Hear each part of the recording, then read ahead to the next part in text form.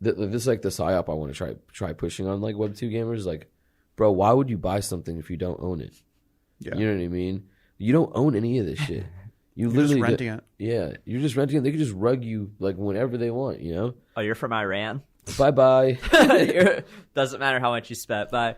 And the other thing is like the markets. So that's the one thing is like, why would you ever buy something you don't own? The second thing is I think we've seen this trend of like, there's just not very good games coming out anymore because they're like, oh, we'll just throw out the new Modern Warfare. Like people will buy it, you know? And there's this huge opportunity for indie developers. So one of the guys that sits on our board and one of our advisors is Justin Woodward, who's also like an advisor to Humble Bundle.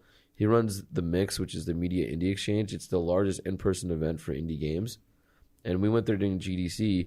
There's actually a lot of Web3 presence in GDC, like everywhere.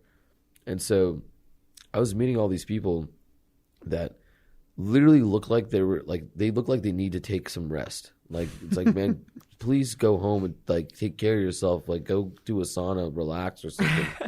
And I remember one guy we were talking about who, you know, we were thinking about maybe like acquiring their game or like publishing them or whatever. Or we weren't really thinking about it, but like just having those conversations. And exploring like, it. Yeah. And so I remember this just like stuck out to me where he was like, I wouldn't lead with like the Web3 stuff, but we would have a conversation. Justin would kind of help too. We'd have the conversation and kind of organically bring up like, well, what do you think, you know, about like Web3, like NFTs and stuff. A lot of the pushback was around the environmental shit, which we can thank like Tezos for. Fuck Tezos Foundation. You guys are scumbags for like pushing like ETH NFTs are killing the planet. Like, fuck you, dude. But now it uses like barely any electricity. But the thing about it was like, when I started, they were like, well, what would NFTs look like in the game? I'm like, hey, man, they're just the same thing as it is. But what was interesting about the indie guys, because people if you look at some of the really talented indie guys, they're actually like, they'll be like game directors from AAA or like AA that leave and go start their own thing. And a lot of it, they're trying to like create their vision. And a lot of it is because they want to make a really good game that their peers enjoy and like respond well to.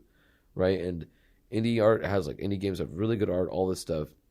When I started explaining to them how this could be a tool to help finance their games, they were very responsive to that.